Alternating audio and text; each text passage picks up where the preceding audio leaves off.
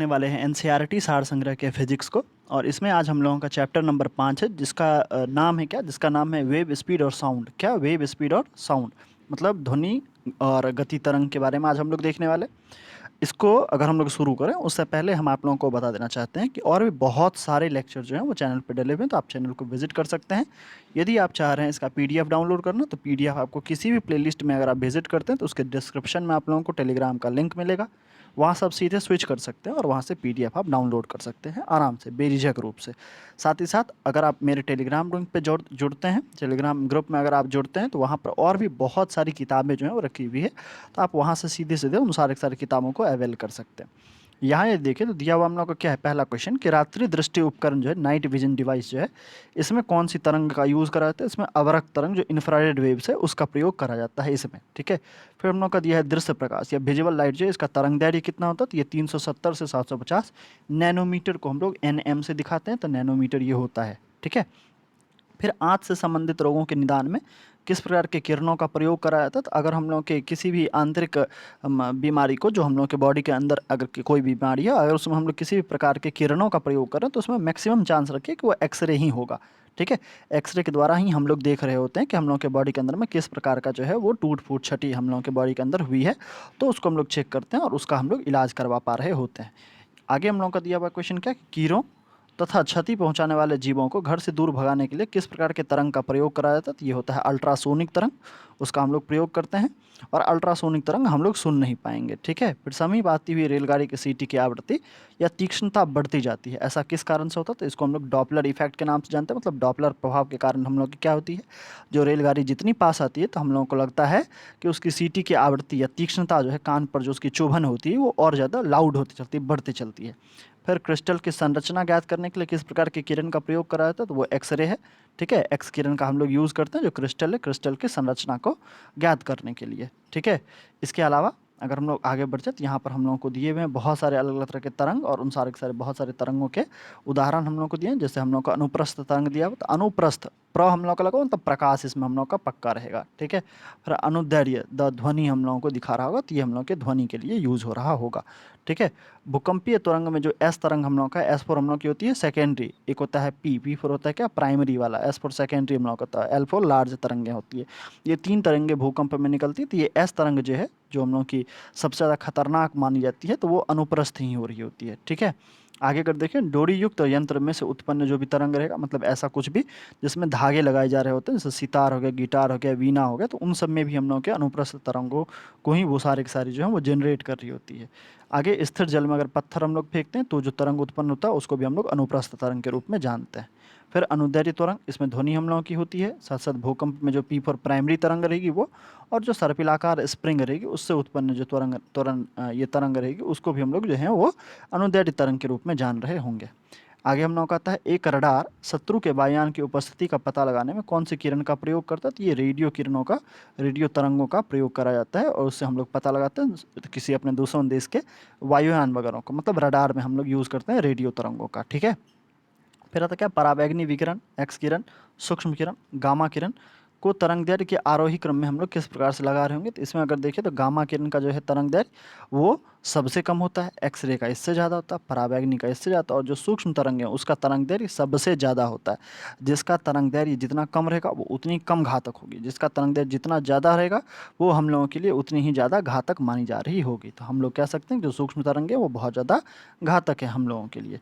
अब यहाँ बहुत सारे हम लोगों के विद्युत चुंबकीय तरंग दिए हैं। सबसे पहले तो समझते हैं हम लोग कि आखिर विद्युत चुंबकीय होती क्या है। विद्युत चुंबकीय तरंग हम उन सारे के सारे तरंगों को कह रहे होंगे जो कि हम लोगों के बिना किसी मीडियम के भी चल सकते हैं। जैसे अगर हम लोग देखें प्रकाश, तो प्रकाश हम लोगों का बिना किसी मीडियम के भी आराम से गमन कर सकता है, तो उसको हम लोग विद्युत चुंबकीय तरंग के रूप में रखते हैं। लेकिन ध्वनि हम लोग जो है, इसको अगर देखें तो निर्वात में ध्वनि जो है वो नहीं गमन करती है, अर्थात इसको चलने के लिए किसी न किसी मीडियम की आवश्यकता होती है, तो इसको हम लोग जो है वो विद्युत चुंबकीय तरंग में नहीं रखते हैं।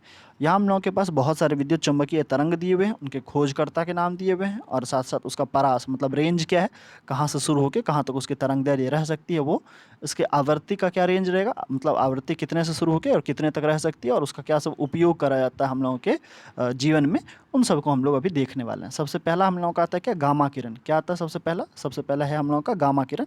ये हेनरी बैक्यूरेल के द्वारा जो है वो इसको खोजा गया था। ये 10⁻14 मीटर से लेके 10⁻−10 मीटर के आसपास तक इसके तरंग दैर्ध्य का परास रहा करता है।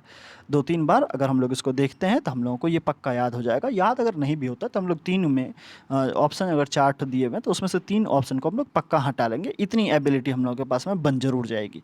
फिर आवृत्ति परास इसका कितना था, 10⁻20 से लेकर 10⁻24 तक का होता है। इसका यूज जो है वो नाभिकीय अभिक्रिया और कृत्रिम जो रेडियो सक्रियता है उसमें करा जाता है, मतलब आर्टिफिशियल रेडियो एक्टिविटी और फिर जो न्यूक्लियर एक्टिविटी हम लोगों की उन सबको चेक करने के लिए हम लोग जो है गामा किरण का प्रयोग करते हैं। फिर हम लोग का एक्स किरण है, जो एक्सरेज हम लोग की, ये WC रोंटजन के द्वारा इसको डिस्कवर करा गया था। 10⁻10 मीटर से लेकर 10⁻8 मीटर तक ये होता है। और इसका तरंग दैर्ध्य का रेंज, और अगर आवृत्ति हम लोग पता करें तो आवृत्ति 10⁻18 से लेकर 10⁻16 तक होता है। उपयोग क्या है, तो एक्सरेज हम लोग जानते हैं, सारे के सारे लोग हाथ पैर तुड़वाए होंगे या चोट लगा होगा तो उनको पता होगा कि एक्सरे का प्रयोग किस लिए करा जाता है।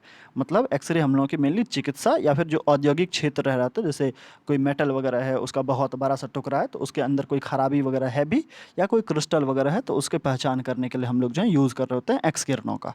फिर परावैंगनी किरणें आती है जिसको अल्ट्रावायलेट रेडिएशन हम लोग कहते हैं। तो ये जोहान रिंटर के द्वारा इसको डिस्कवर करा गया था, खोजा गया था।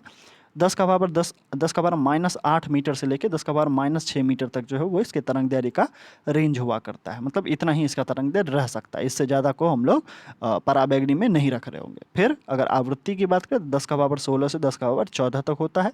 प्रयोग किसके लिए करते हैं, तो इसका यूज करते हैं सिकाई करने में, जो कैंसर के मरीज रहते हैं उनकी सिकाई होती है UV रेज के द्वारा। फिर प्रकाश विद्युत इफेक्ट जो होता है, मतलब जो हम लोगों के प्रकाश और विद्युत के बीच का जो सहसंपर्क होता है उसको हम लोग इससे पता लगाते हैं। साथ ही साथ जीवाणु वगैरह को जो है नष्ट करने के लिए भी हम लोग अल्ट्रावायलेट किरणों का यूज़ करते हैं। कोरोना में जो है सैनिटेशन के लिए इसका यूज़ करा जाता था।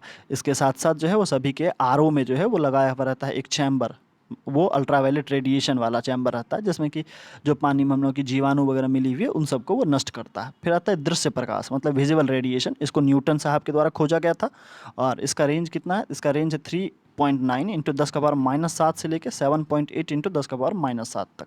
ठीक है, इतना है, मतलब बहुत कम का ये हम लोगों को रेंज इसमें दिया गया। और यही प्रकाश सिर्फ हम लोग देख सकते हैं, जो दृश्य किरण है सिर्फ यही हम लोग देख सकते हैं, बाकी किरणों को हम लोग नहीं देख सकते हैं। आगे अगर देखें तो ये हम लोग के इसका आवृत्ति का परास जो है 10⁻14 से लेकर 10⁻12 तक रहता है। और इसकी उपस्थिति के कारण ही हम लोगों को वस्तु में जो है दिखाई देती है। और इसके बारे में डिटेल्स हम लोग जो है वो ऑप्टिक्स नाम का जो चैप्टर है वहाँ पर पढ़ेंगे। फिर इंफ्रारेड रेडिएशन हम लोग का था, अवरक्त विकिरण जिसको कहते हैं, ये विलियम हर्शल के द्वारा खोजा गया था।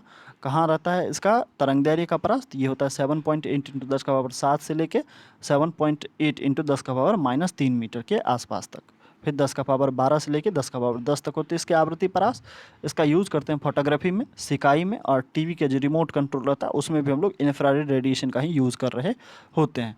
मतलब जो हम लोगों का टीवी रहती है, टीवी के रिमोट में इंफ्रारेड रेडिएशन का प्रयोग करा जाता है। और ये पूछा गया सवाल है, ठीक है, रिमोट कंट्रोल में हम लोगों को किस प्रकार की तरंग देखने को मिलेगी, तो हम लोग वहाँ पर बता देंगे कि वो हम लोग की इंफ्रारेड रेडिएशन रहेगी, मतलब अवरक्त विकिरण रहा करेगी। फिर लघु रेडियो तरंगे जो हैं, शॉर्ट रेडियो वेव्स, जो ये हेनरिक हर्ट्ज के द्वारा खोजा गया था 10⁻³ मीटर से लेकर और 1 मीटर के आसपास तक ये हम लोगों का रहा कर रहा होगा। इसको अगर देखें तो 10⁻10 से लेकर 10⁻8 तक जो है इसके आवृत्ति का परास रहेगा। प्रयोग होगा रेडियो में, टेलीविज़न में, रडार में, टेलीफोन में। अच्छा, ये क्वेश्चन पूछा गया है कि रडार में हम लोगों के जो किस प्रकार के किरणों का प्रयोग होता है, तो ये हम लोगों के रेडियो तरंगों का प्रयोग होता है, लघु रेडियो तरंगों का। फिर अगर दीर्घ रेडियो तरंग दिया हुआ तो ये मार्कोनी साहब अपने खोजे थे। इसका परास होता है तरंग दैर्ध्य का कितना, तो 1 मीटर से लेकर 10⁻4 मीटर के आसपास तक। और अगर इसके आवृत्ति का परास देखें तो 10⁻6 से 10⁻4 तक।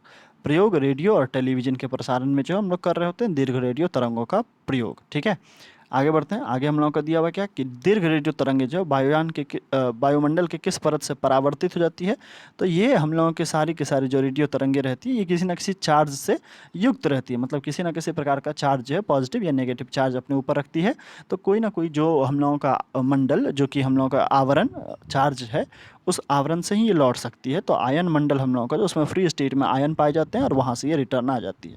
फिर कुलिज नलिका जो होती है, ट्यूब जो होती है, उसमें कौन सी किरण उत्पन्न करी जाती है, तो ये एक्स किरण होती है कुलिज नलिका में। कोबाल्ट 60 सामान्यतः जो है इसका यूज़ करा जाता है किसमें, चिकित्सा में इसका प्रयोग करा जाता है। तो ये गामा किरण के द्वारा यूज़ में लाया जा रहा होता है। इसमें से गामा किरण जो है वो निकाली जा रही होती है और उसका प्रयोग चिकित्सा के क्षेत्र में अलग अलग तरह की चीज़ों की सिकाई के लिए करी जाती है। फिर दिया हुआ क्या, बंद चूल्हे या ओवन जो होता है, ओवन जिसको हम लोग कहते हैं माइक्रोवेव ओवन, उसमें किस प्रकार के तरंगों का प्रयोग करा जाता है। तो इसमें माइक्रोवेव का प्रयोग करा जाता है। किसका, माइक्रो, माइक्रो मतलब क्या आती है, छोटी, छोटी, MICRO, माइक्रो मतलब क्या आता है, बहुत छोटी छोटी तरंगे जो हैं उसका प्रयोग हम लोग इसमें कर रहे होते हैं, मतलब सूक्ष्म तरंगों का प्रयोग इसमें होता है। फिर दिया सुदूर संवेदी युक्ति यंत्र, मतलब जो रिमोट कंट्रोल डिवाइस है, रिमोट सेंसिंग डिवाइस है, उसका, उसमें हम लोग किस चीज़ का प्रयोग करते हैं, तो उसमें हम लोग अवरक्त किरणों का जो प्रयोग करा करते हैं, जो रिमोट सेंसिंग डिवाइस रहेगा उसमें। ठीक है। फिर हम लोग का दो उत्तरोत्तर श्रृंग और दो उत्तरोत्तर गर्त के बीच की दूरी को हम लोग क्या कहते हैं, तो उसको हम लोग तरंग दैर्ध्य कहते हैं। ये समझ में नहीं आया होगा तो ये क्या होता है, देखिए इस तरह की हम लोगों की जो है वो तरंगे मूव कर रही होती है। तो श्रृंग हम लोगों का होता है ये ऊपर उठा हुआ पार्ट जो है ये, या गर्त हम लोगों का होता है ये जो नीचे डूबा हुआ पार्ट है वो।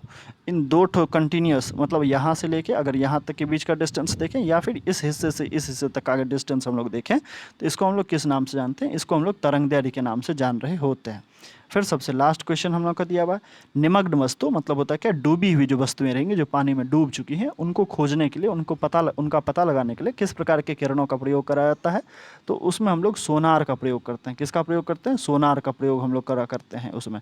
ठीक है। और सोनार का प्रयोग करके हम लोग जो है जो डूबी हुई वस्तु है उनका पता लगाते हैं। तो यही था इस पूरे के पूरे चैप्टर में। अगला चैप्टर हम लोग का है प्रॉपर साउंड। जब तक वो चैप्टर नहीं आता है, यहाँ अपलोड नहीं होता है, तब तक के लिए बाय बाय, टेक केयर। बाकी सारे लेक्चर आप लोग रिवाइज करिएगा।